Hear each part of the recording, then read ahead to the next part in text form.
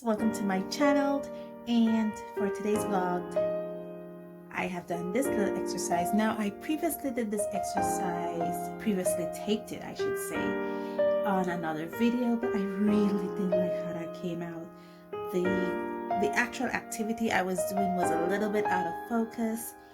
I actually did not enjoy it, and so what I did is I actually deleted that video and I decided to retape it with just the results. And I'm hoping I could have kind of remembered some of the things I did in that video, but in any way, I really wanted to share this with you because it is one of the few things, like I said, it's kind of like behind the scenes of how I prep myself to do art sessions.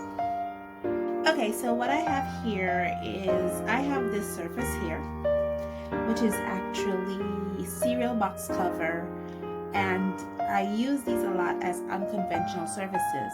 So I bought these three I call them surface preparation stuff, and I decided that I wanted to prep this surface, this cereal box cover, with these three, or a combination of these three, and to see what I got. Now this is a cereal box cover with no prep on it, and I was trying that with 5 different mediums to see how this cereal box cover could hold those mediums.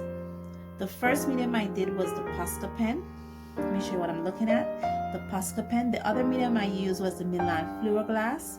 Now the Posca pen and the Milan Fluoroglass are water soluble pens, and the Milan Fluoroglass, I'm not sure if it's acrylic ink that is in there, but it's actually made to write on multiple surfaces like the Posca pens. Then we have the Van Gogh watercolor paints. I have some Sargent Art Tempera liquid metals, and I also use acrylic paints on these. Now the stuff that I use to prep my surfaces are this one here. This is the Sargent Art liquid gesso, and this is used to prep. It's an acrylic primer. Okay, so primers. So I use 3 different types of primers. I use this Sargent Art liquid gesso to prime the surface. I also use this, which is a Sargent Art lamination glue.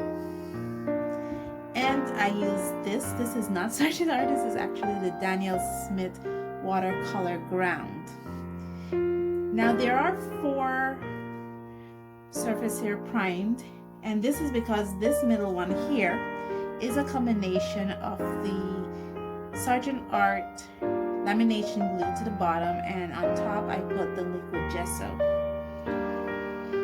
And this is the one with just the Sargent Art lamination glue, and this one is the one with the Daniel Smith watercolor ground, and this one is with the Sargent Art liquid gesso. Okay, so basically after doing that exercise, this is the sound bites of what I've learned. When it comes to these 5 different mediums with the Posca pens, I'm showing what I'm looking at. With the Posca pens, there is some peeling of the surface. With the Milan Fluoroglass, there is also peeling of the surface. I hope you guys can see it there. With the Van Gogh watercolor set, it more stain the surface than paint on it. The tempera paint absorbs into the surface, and the acrylic paint also absorbed into the surface, especially when I did this where I kind of like paste, not paste, like wipe the brush over the surface. It absorbed into it very quickly. Both these colors here, because I believe it absorbed into the surface rather than set on the surface, the colors are significantly dulled down compared to other materials that are used to prime these surfaces. When we looked at the surface that was primed with the Sargent Art liquid gesso, when you compare the color, and it's the same paint that is here as on these, you can see that this one here and this one here is much more duller than the one on the primed surface, especially too with the watercolor paint. How I did the watercolor paint is I did a pooling So that's why this is significantly dark. And then I sap out some of the water, and then I did these two little swatches. Because of the color, the Sargent Art Tempera Liquid Metals cannot be seen because I used the silver color, and it took to the acrylic paint beautifully. I love the effect it gave with the acrylic paint. In this one here, which is the control, you can actually see brush strokes, but in this one you don't see anything but color. Okay, so when you're comparing this now to the Sargent Art lamination glue, the lamination glue made the surface non-permeable. So basically the surface could not absorb water, and because the surface could not absorb water, the Posca pen just sat on top of it, as you can see. I'm not sure why it doesn't want to focus in on it, but it just sat on top of it. The Milan Fluoroglass did the same. Even though it did write on it, it just sat on top of it. The watercolor paints did the same thing. The tempera paint did the same thing. And the acrylic paints did the same thing. So basically it just sat on top of the surface. It didn't went into the surface, and the colors are bright, but because it sat on top of the surface, it pooled. And so this is not a good thing to prime your surface with. Now comparing it to this one here, you can see there's a significant difference, and the pooling is something that we have a lot of in this one here that was primed with the lamination glue. When you're comparing it to, again, this one is the control, this one is not the controlled. This is the one that was primed with lamination glue and liquid gesso on top. As you can see, the lines are so crisp with the Posca pens and the Fluoroglass. The one thing is between here for this one, let me put this down and show you guys so you guys can see. You see where this little thing is here? This is not me trying to be creative. This is me doing a swatch, but there was a resist here, and with the watercolor it also has it here too. It's kind of like when you make markings with wax on your paper.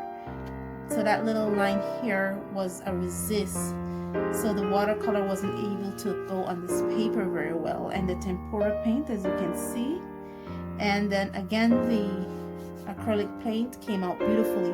So I could use this method on the surface with acrylic paints, the Fluoroglass and the Posca pens, because compared to this one, you noticed it looks more readily acceptable on this one than on the unprepped surface. So yeah, I like that. And lastly, we're looking at the surface that was prepped with the watercolor ground. And the reason why I use both the Posca pen and the Milan Fluoroglass is because even though they're acrylic paints, they're more the water-based form of acrylic paints. I don't want to say water soluble, because once they're dry, that's it. They no longer contain their water solubility properties. But these are the water soluble. They are water based, so they were able to go on this surface quite beautifully. I love the contrast it gives. It's not as sharp as it is on this surface here, but the one that is prepped with the watercolor ground, it is gorgeous, as you can see. When it comes to accepting watercolor paint, it does allow the surface to accept watercolor paint beautifully, especially when you look at the control, which is on the left. It does accept watercolor paint beautifully. It kind of absorbed too quickly, in my opinion, this tempera paint and the acrylic paint. I mean, it kind of had the same effect on the control surface than on the watercolor ground. It had the same effect on the control surface when it comes to these two paints. But when it comes to the three paints above, it is gorgeous with those, and I hope you guys can capture that. Just a point to note, the liquid acrylics now. The acrylic paints I use is from Vaughn's Blickwick. That's the only acrylic paints that I have, actually. And they're more like a student brand kind of acrylic paint. but they're great for practicing, especially for someone like me who is not really an acrylic paint master. Those are the acrylic paints I had. This was a fun experience. I learned so much doing that exercise. I wanted to share it with you because I think it was an important point to, when you're going into art, to do these experiments and to do these testing to see what surfaces can take. You can actually prep surfaces to do different things. Like I prepped this surface to accept watercolor paints, even though it is not a surface that is made to accept watercolor paints. I actually prepped it into B1. Here I prepped it into accepting acrylic paints, even though it was a surface that is not able to accept acrylic paints. I prepped it into accepting acrylic paints with this. I made the surface water resistant, even though by nature the surface is very water absorbent.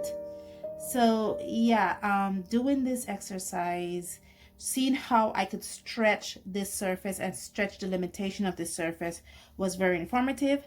I enjoyed it and I really wanted to bring it to you. Okay, so I just see one of my neighbors passing and I know my dog is going to be barking soon. So let me just end it right here and say thank you guys so much for joining me on this journey. And as always, stay safe, stay blessed, and I'll see you in the next one. Bye.